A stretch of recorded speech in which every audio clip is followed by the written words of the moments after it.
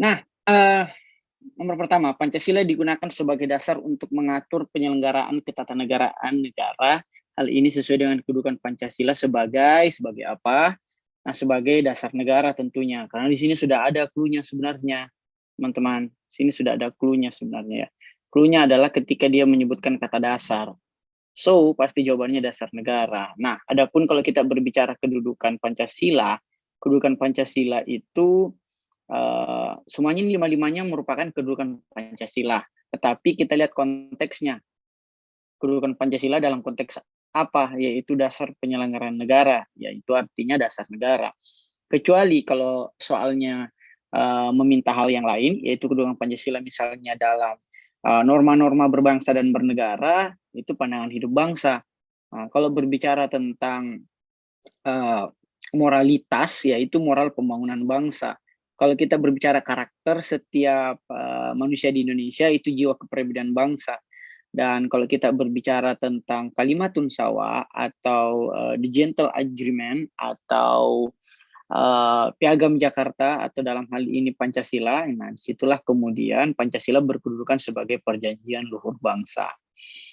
Nah, itu ya cara menjawabnya. Jadi cara menjawabnya itu pahami baik-baik soalnya, karena dalam setiap soal itu ada clue untuk menjawab jawaban yang benar gitu. Di sini kan sudah ada kata dasar, berarti jawabannya adalah dasar negara. Langsung ketiga, mengembangkan sikap bahwa bangsa Indonesia merupakan bagian dari seluruh umat manusia merupakan perwujudan sila. Nah, ini berbicara tentang butir-butir Pancasila. Nah, butir Pancasila itu kan ada 45. Tapi kan kita wasting time juga atau wasting memory kalau kita mau hafal 445-nya gitu. Sehingga kita mempelajari clue-cluenya saja gitu. Kalau Pancasila ini itu butir keberapa gitu loh. Nah, cara menghafalnya itu simpel aja guys. Nah, cara menghafalnya teman-teman tinggal korelasikan saja. Misalnya sila pertama itu pastinya berkaitan dengan peribadatan. Nah, sila pertama itu pasti berkaitan dengan peribadatan. Nah, di sini ada yang berkaitan peribadatan, di soal ini kan nggak ada. Peribadatan misalnya tentang menghargai kerukunan umat beragama, menghormati orang yang sedang berpuasa, itu semua adalah ciri-ciri dari pengamalan dari sila pertama. Nah, sila kedua itu berbicara tentang hak asasi manusia. Nah, atau kemanusiaan secara universal. Nah, ini ada kaitannya dengan soal, berarti jawabannya B gitu. Nah, sementara yang ketiga, sila yang ketiga itu berbicara tentang nasionalisme.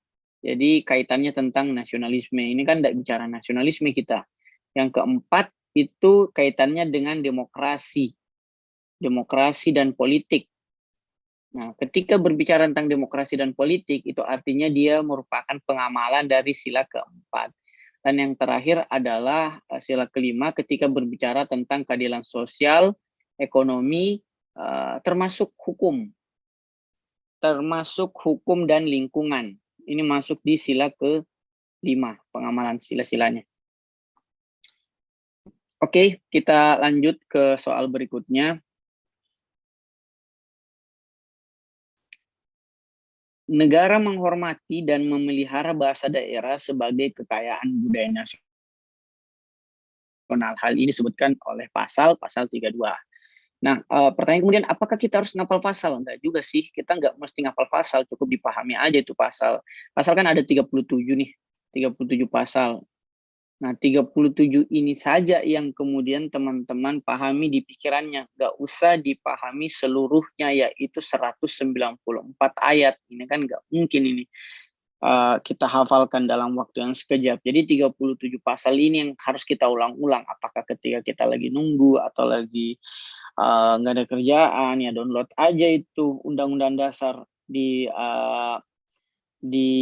market store-nya teman-teman, di HP-nya teman-teman masing-masing. Itu kan 37 pasal itu, undang-undang itu, atau PDF-nya aja deh, PDF-nya itu dapat terselesaikan hanya dalam waktu 11 menit kalau teman-teman baca. Nah, misalnya teman-teman mau baca setiap hari 11 menit, boleh juga, 37 pasal itu akan terpahami dengan baik.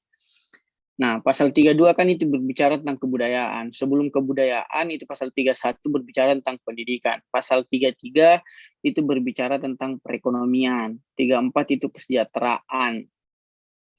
Nah, baru berturut-turut masuk juga itu tentang jaminan sosial kesehatan, dan kemudian sampai kepada pasal 36 itu berbicara tentang atribut kenegaraan.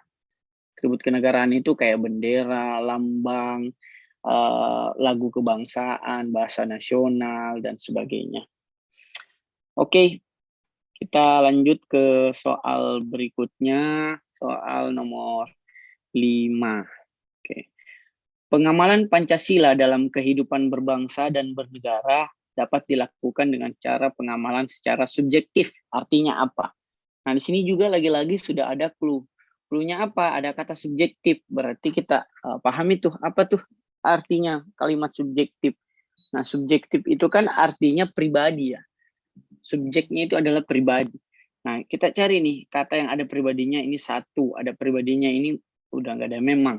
Pribadi ini ada lagi pribadinya. Nah, ini nggak ada, ini berarti secara objektif. Menjalankan nilai moral secara pribadi dan bersikap bertingkah laku pada kehidupan ini ada juga. Nih, ada 3 kemungkinan jawaban yang berkaitan dengan subjektif. Nah, yang mana nih jawabannya? Pengamalan Pancasila dalam kehidupan berbangsa dan bernegara dengan cara pengamalan secara subjektif. Artinya, yaitu apakah menjalankan nilai-nilai vital secara pribadi dalam bersikap dan bertingkah laku pada kehidupan berbangsa dan bernegara, menjalankan nilai-nilai Pancasila secara pribadi dalam bersikap dan bertingkah laku pada kehidupan berbangsa dan negara, atau menjalankan nilai-nilai moral. Nah, ini kan nilai moral tidak relevan. Kita kan bicara Pancasila. Oke, kita bicara Pancasila. Ini juga disebut nilai-nilai vital. Padahal yang kita bicarakan ini Pancasila. So, jawabannya menyisakan satu yang paling relevan atau relatable, yaitu C, menjalankan nilai-nilai Pancasila secara pribadi dalam bersikap dan bertingkah laku pada kehidupan berbangsa dan bernegara. Oke, kita lanjut. Budi Utomo adalah organisasi pertama di Indonesia yang diketuai oleh, nah, ketua pertama dari Budi Utomo adalah Dr. Wahidin Sudirohusodo. Nah, kalau Dr. Sutomo itu siapa? Dr. Sutomo itu adalah pendiri. Oke, Dr. Sutomo itu adalah pendiri dari Budi Utomo, pendiri dari Budi Utomo. Nah, tetapi ketua pertamanya adalah Wahidin Sudirohusodo, ketua pertamanya. Nah, mereka semua ini adalah dokter-dokter di Stovia. Stovia itu ya sekolah kedokteran pada waktu itu di tahun 1906. Nah, 1906 itu kalau misalnya ada pertanyaan tentang kapan Budi Utomo berdiri, yaitu pada tanggal 20 Mei 1906. Nah, sehingga pada tanggal 20 Mei ini selalu diperingati setiap tahunnya sebagai Hari Kebangkitan Nasional. Nah, karena inilah momentum atau cikal bakal bagi berdirinya proto-nasionalisme atau gerakan kebangsaan, yaitu berdirinya Budi Utomo. Nah, Budi Utomo sendiri ini terinspirasi oleh kemenangan Jepang atas Kekaisaran Rusia pada tahun 1905. Nah, sehingga 1 tahun kemudian berdirilah Budi Utomo sebagai organisasi pertama di Indonesia. Nah, kalau teman-teman mau merujuk referensinya, silakan baca Negara Paripurna dari Yudi Latif. Negara Paripurna Yudi Latif itu berbicara tentang sejarah Pancasila, aktualitasnya dan idealitasnya gitu.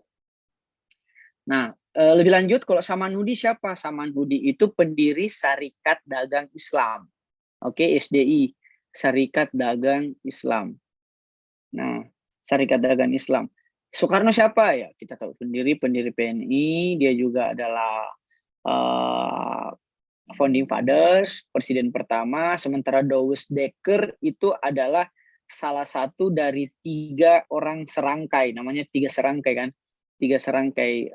Douwes Dekker ini keturunan Eropa, namanya aja dapat kita lihat, dapat kita identifikasi sebagai seorang yang bukan pribumi. Douwes Dekker ini keturunan Eropa yang juga berjuang untuk